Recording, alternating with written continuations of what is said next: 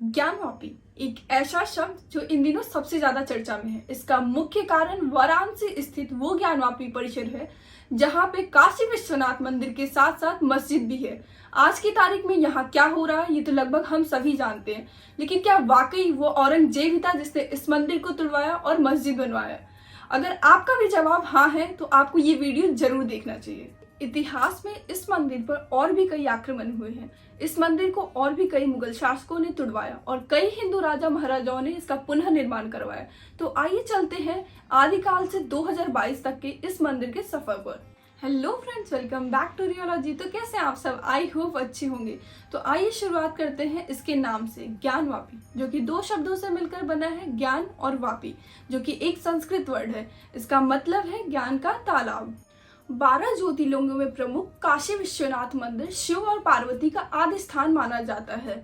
महाभारत और उपनिषदों में भी इस मंदिर के आदिकाल से उल्लेख मिलते हैं। 1194 इतिहासकारों की माने तो 11वीं सदी के अंत में इस मंदिर पर पहला आक्रमण मोहम्मद गौरी ने किया, जिसमें काशी विश्वनाथ मंदिर को लूटा और उसके बाद इसे तुड़वा दिया गया। गौरी के द्वारा कराए गए मंदिर विध्वंस के बाद इस मंदिर का पुनर्जीर्णोद्धार किया गया, लेकिन एक बार फिर सन 1447 में जौनपुर के शार्की सुल्तान मोहम्मद शाह ने इसे तुड़वा दिया।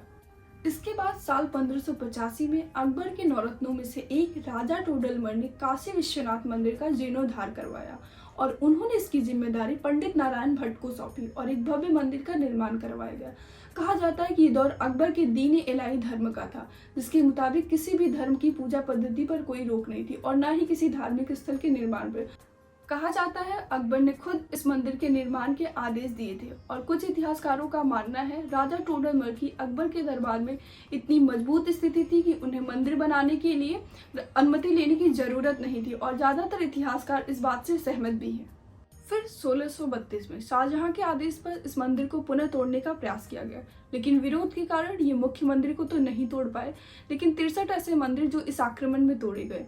इसके बाद समय 1669, औरंगजेब का शासन चल रहा था। औरंगजेब भी अन्य शासकों की तरह अकबर के चलाए दीन इलाही के खिलाफ था।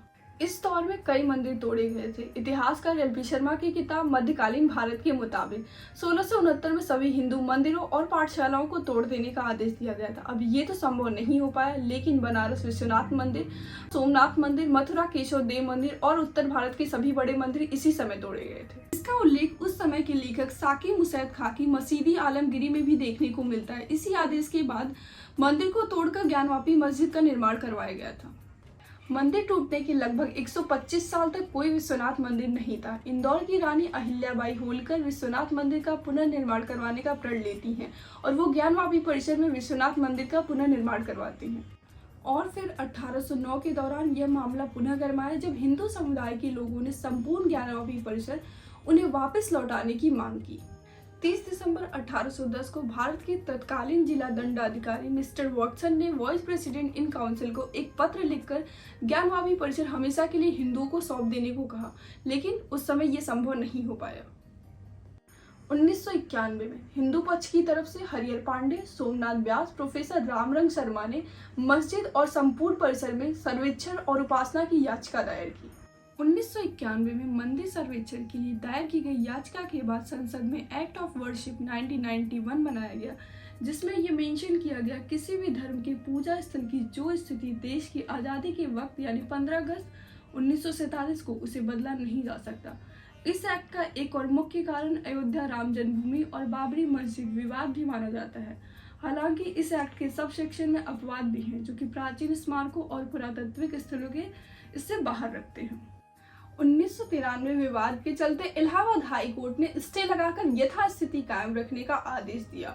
हालांकि 2019 में वाराणसी कोर्ट में इसकी सुनवाई फिर से हुई और 2021 में कुछ महिलाओं द्वारा याचिका दायर की गई कि मस्जिद परिसर में स्थित श्रृंगार गौरी में पूजा करने की आज्ञा मांगी और सर्वे की मांग दोबारा उठाई गई।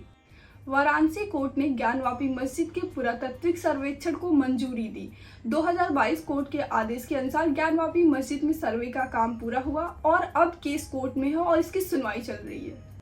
आज इस परिसर को लेकर सबके अपने विचार हैं। एक्ट ऑफ वर्शिप 1991 सर्वे की आज़ादी तो देता है, लेकिन किसी भी पूजा स्थल की मौजूदा स्थिति बदलने की नहीं। अब देखना ये है कि कोर्ट से इसका क्या फैसला आता है।